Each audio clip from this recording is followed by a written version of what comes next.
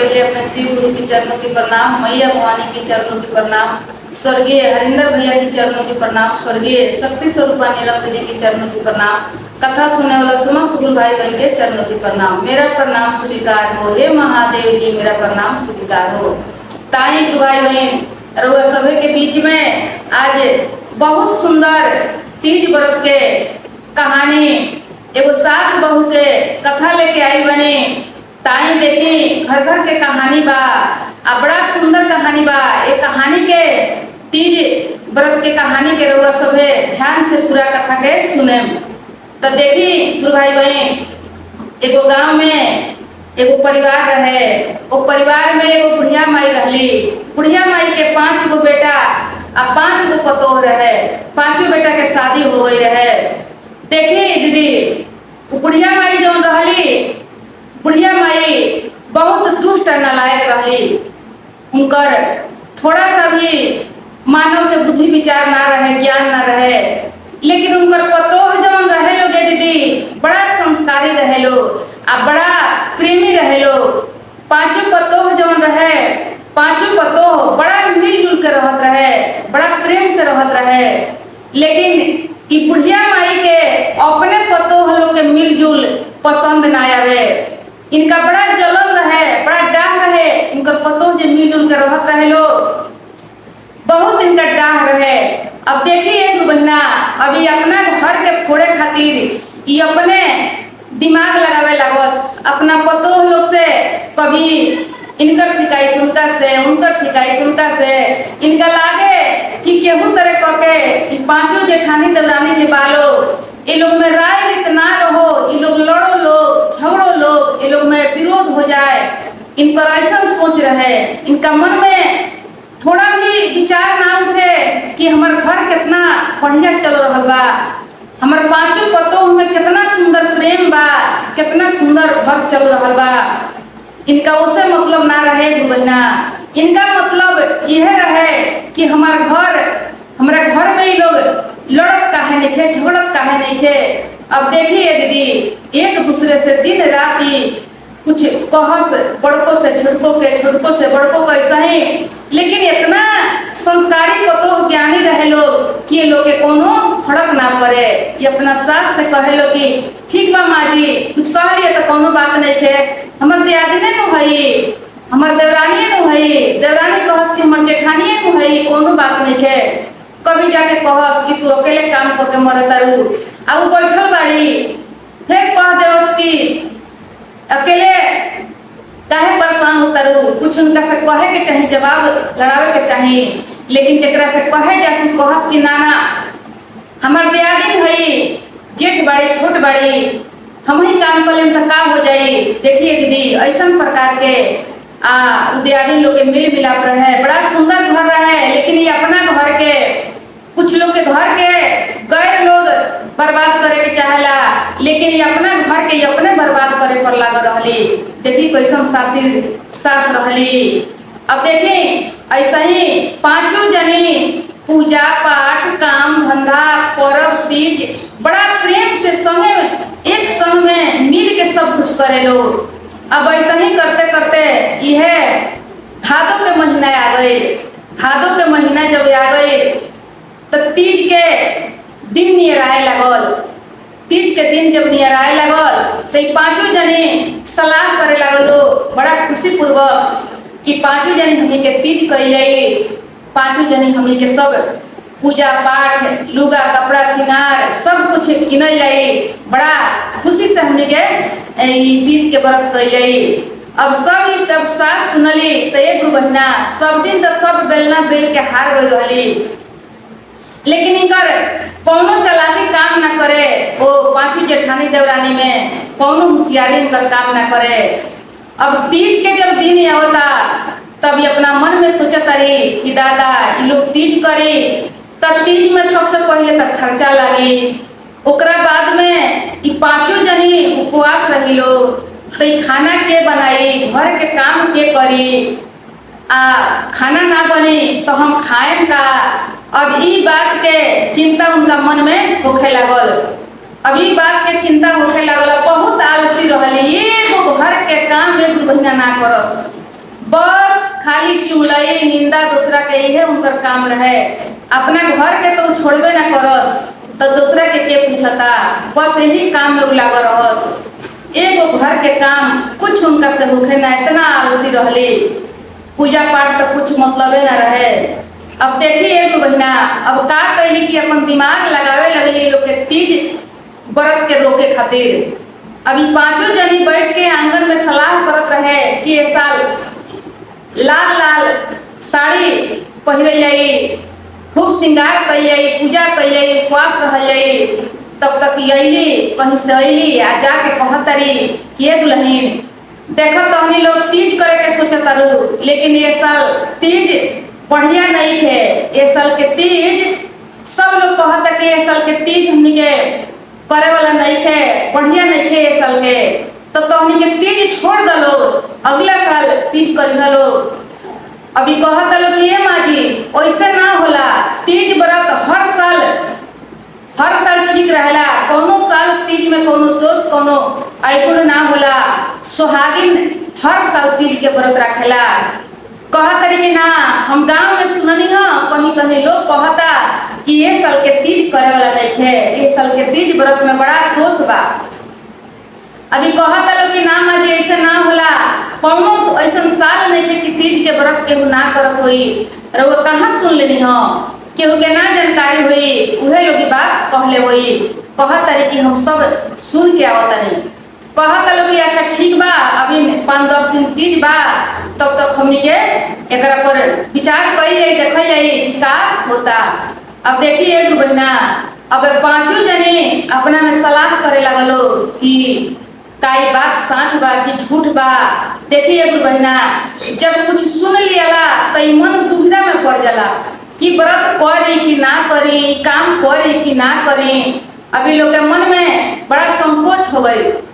तो उनकर छोट दे दिन कहली बड़ से कि ये दीदी एगो काम करी ना, रउआ का करी, पूजा करे के बहाने चल जाई मंदिर, आ मंदिर जाके रउआ पंडित जी से पूछ के चलाई। पंडित जी से रउआ पूछ के चलाई, सब शंका संकोच खत्म हो जाई। अब कहली कि हाँ छोटको ठीक कहता रू, तो ठीक कहता रू, हम बिहान मंदिर जाए पूजा करे, आ हम पंडित जी से पूछ के आए।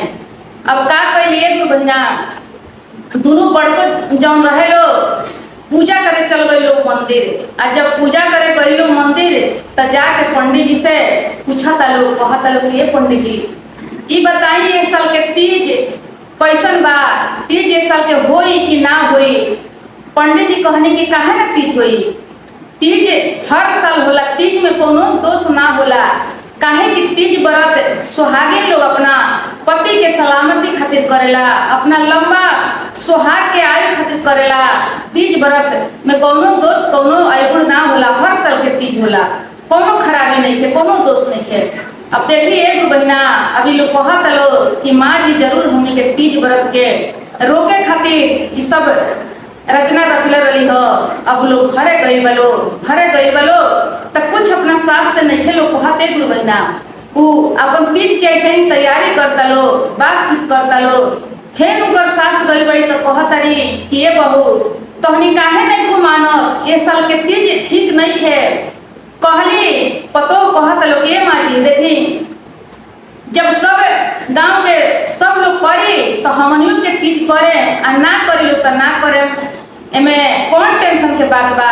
जब सब लोग करी तो हमनियों करे, ना करी लो तो छोड़ देम सन। अब वो तो जानत रहे लोग कि सब लोग तो तीज करबे करी। एक गुरु बहिना इतना संस्कारी पतोह रहे कि उतना सास वो लोग के परेशान करे, लेकिन फिर भी वो सास के ना जवाब देवे लो, ना उनका से कोनो बात विवाद करे लो। केहू तरह के उनका के प्रेम से बोल के उनका बात के समझदारी से अपना काम निकाले लो, लेकिन उनका से जवाब सवाल ना करे लो। अब देखिए गुरु बहिना अब तीज के दिन आ गए, तीज के दिन आ गए तो देखता लोग सब लोग तैयारी करता, गांव भर में सब तैयारी हो रहा बा। अभी वो लोग तैयारी शुरू कर दिलस। अभी कैसे मना करस, जब अली कहे तो कहता लोग ये माँ जी सब लोग तो करते बा। देखी तो सब लोग तैयारी कर रहा बा तीज के, कितना धूमधाम से पूजा के सब श्रृंगार के सामान के सब लोग तैयारी कर रहा बा। तो कहतरी कि सब लोग से काम मतलब बा। हम कहतनी कि ठीक नहीं है तहनी लोग छोड़ दो, कहता लोग कि ना माँ जी जब सब लोग छोड़ दी तो हमनियों के छोड़ दिया, जब सब लोग करता तो हमनी के ई करे दी तीज के व्रत। अभी लोग ना मानल तीज के व्रत राख दिलक के दीदी, सब कुछ बड़ा सुंदर, सब एक कलर के पांचों जनी अपना के कपड़ा चूड़ी श्रृंगार के सब सामान, पूजा पाठ के सब सामान ये लोग सरियौलक आ सब कुछ के तैयारी कर लेलस। अब सोचा तारी कि दादा हम अब देखा तनी कि पांचों जनी भूख जाइलो तो घर के सारा काम के करी, आ हमरा भोजन कहाँ से मिली, आ बेटा लोग का खाई, शायद लागत कि लोग भूखी लो तो घर के काम हमरे करे के पड़ी। अब जाके कहतरी कि ए दुल्हन हम कहतनी कि छोटको दोनों जनी जन बालो उ लोग एक साथ छोड़ दे, उ लोग एक साथ तीज के व्रत छोड़ दे। काहे कि जब पांचों जनी तहनी तीजे के व्रत करबू तो घर के काम के करी, आ तहनी के पति लोग के खाना बना के खियाई, हमरा के खाना के भी खियाई। तो हम कहतनी कि 2 आदमी छोड़ देओ आ 3 आदमी व्रत राखो। अभी पतो कहत लोग के माँ जी रउआ काहे चिंता ले बानी, रउआ ना भूखा रहे के पड़ी ना घर के एको काम करे के पड़ी, रउआ काहे टेंशन कइले बानी, रउआ कुछ ना करे के पड़ी, रउआ शांत रही सब काम भी हो जाई, रउआ खाना मिली, रउआ बेटा लोग के भी खाना मिली, रउआ कुछ ना करे के पड़ी। अब देखी एक बहना अब इहो चलाकी इनकर काम नहीं खे करत, अब काम नहीं खे करत, लेकिन पतो लोग एक बहना भूखा रहे लो, सब काम कैलक लो, खाना पीना सब बनौलक लो। लेकिन देखे वो दुष्ट सास का करता तीज के दिने खोज खोज के काम करावे लगली, काहे कि उनका मन में तो बहुत टेट रहे, जलन रहे, इन लोग के तीज कैला के वजह से, तीज कैला के वजह से बहुत जलन बहुत टेंशन रहे। अभी का कैली कि जब ना मान रहे लो तो का कैली कि खोज खोज के वो दिन काम करावे लगली, जो काम रहे वो काम के बावजूद समझे कि गाड़ल गाड़ल काम निकाल के, जैसे कीन के कहीं से ले आवतरी, कहीं से खोज के ले आवतरी, वो दिन वो बहुत काम है लोग से। लेकिन फिर भी पतो लोग एको शब्द मना ना करे, अपने में कहे लोग कि माँ जी आज हमने के कितना दुश्मनी हमने से बुझाता दुश्मनी निकाल तारी, आज कम से कम हमने भूखल बानी, हमने के पूजा पाठ करे जाए देती, हमने के कथा सुने जाए देती, तो हमने के काम आज बुझाता जी कहाँ से मोटड़ी बांध के लिया के दे दिले बड़े। लेकिन अपने में कह के पांचों जनी मिल के एक बहना पांचों जनी जौन काम देश जौन काम बताओ सब काम के करे लगल लोग, सब काम करत करत करत करत साँझ हो गई। जब साँझ हो गई तो एक बहना अभी लोग नहैलक धोलक सब श्रृंगार कैलक, सब कपड़ा उपड़ा पहिर ओहिर के आए कहत लोग कि माँ जी अब हमने के पूजा के समय खत्म हो रहा बा, तीज के पूजा शाम के होला एक बहना, अब कहत लोग कि हमने के अब पूजा करे जाए दी आ कथा सुने जाए दी, काहे कि तीज भूखला के पूजे ना कइले कथे ना सुनल जाई तो तीज भूखला के कोनो फल ना मिली। अब कहत इनका सास के अभी हई काम बा हऊ काम बा, लेकिन फिर ओकरा के निपटा के एक महीना ये लोग नहा उहा के पहिर ओहिर के सब श्रृंगार कर के सब पूजा पाठ के सामान सरिया के आई लोग रेडी हो जाता। जब रेडी हो जाता तो क्या करता लोग अपना सास के जाके उन्हों के सब श्रृंगार करके गोड़ हाथ रंग के नया साड़ी पहिरा के तैयार कर देता लोग। कहता लोग कि माँ जी देखिए हमने के कैसे जाए अकेला, रहुओ हमने के संगे मंदिर में चली आ रहुओ हमने के संगे बैठ के कम से कम कथा सुने, कोई के लागी कि हाँ उनका सास उनका पतोह के संगे आई बड़ी, ऐसे घर के खानदान के नाम भूला माँ जी। अब बहुत मना गई उनका सास, लेकिन ये लोग दोनों कर जोड़ के अपना सास के मना के पहिरा उहिरा के एक महीना तैयार कर लेलस आ तैयार करके लेके चल गई लोग। जब चल गई लो तो देखी एक महीना पहले पूजा कर लेला, पूजा कैला के बाद में प्रेम से बैठ के पंडित जी से कथा सुन लेला। अब मंदिर में बहुत भीड़ रहे, पूजा पहले लोग पूजा करे लगल महादेव जी के शिव जी के। अब पूजा करत में एक महीना छोटको जौन पतोह रहली उनका चक्कर आ गई, चक्कर आ गई तो बेचारी वही जब गिर गई। जब गिर गई तो सब लोग मंदिर में पूरा लोग उनका के उठौलक ले जाके लेटौलक, सब लोग देखे लागल, सब लोग के टेंशन होखे लागल कि काहे गिर गई काहे गिर गई। उनकर चारों दियादे लोग बड़ा टेंशन में पड़ गए। तब तक देखी एक बहना महादेव जी के लीला ना जाने की कहाँ से वहाँ एगो अनजान आदमी आ गए। जब अनजान आदमी वो मंदिर में लौकता तो कहता कि का भइल बा काहे भीड़ लागल बा। तो कहता लोग एक आदमी भूखल बाड़ी और गिर गई बाड़ी। जाके जब देखता रहे तो कहता रहे कि कुछ नहीं के भइल आज भूखल बाड़ी आ इनका से लागता कि बहुत ढेर सारा घर में के काम करावल गइल बा। काहे कि जब व्रत आदमी भूखेला 24 घंटा के उपवास रहे के पड़ जाला एक महीना तो थोड़ा ये देह के राहत के जरूरी रहेला। काहे कि अन्न के बिना ये देह एकदम बेकाबू हो जाला, सब हिम्मत काबू जौन बा खत्म हो जाला और ओहू में दिन भर खटौले रहली। अब आदमी कहता वहाँ कि हम बैठ हैं हमरा पकड़ में यह आवता कि ये औरत से दिन भर काम करावल बा, दिन भर एक के भूखला में परेशान कइल बा एक महीना। अब तब तक देखें वही जब उनका पड़ोसी के एक जनी रहली उन्हीं के उम्र के बुढ़ियों के उम्र के। अब वो अपना पतोह के लेके पूजा करावे आई रहली। अब जब सुनत तारी तब कहत तारी कि हाँ ये बैठ जी रउआ ठीक कहतानी। काहे कि इनकर सास जौन बा बहुत चंडाल हुई, बहुत दुष्ट है। आज भूखलों के दिन ये लोग के चैन से नहीं रह दिले, सब दिन ये लोग के परेशान करबे करेली। लेकिन आज व्रत के दिने भी बहुत ढेर सारा ये लोग से काम करौली हो आ बहुत खोज के काम करावत रही हो। हमार घर दुआरी पर बा सब हम देखत रही हो। ये ऐसा आलसी ऐसा दुष्ट है कि इनका नाक पर यदि माछी बैठ जाए तो वो माछियों बेलावे खातिर अपना पतोहे लोग के बुलावेली। अपना से इनका एगो नाक के माछी भी ना बेलावल जाला, ओहू खातिर इनकर पतोह लोग आवेला आ बड़ा प्रेम से इनकर पतोह लगा के इनकर माछी बेलावेला।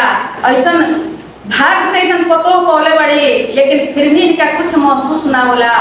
बड़ा दुष्ट बाड़ी जा कह करी कि जा ऐसा बाड़ी तुम लोग खोजेला, लोग मनावेला कि हमरा घर में प्रेम बनल हो आ तोहर घर में पतो ऐसा सुंदर बा ऐसा संस्कारी बा, फिर भी तू सारा पतो के तू एकदम चढ़ाव बढ़ाव में लागल रहेलू। जा देख तो हमर पतो आज पवनी कैले बा।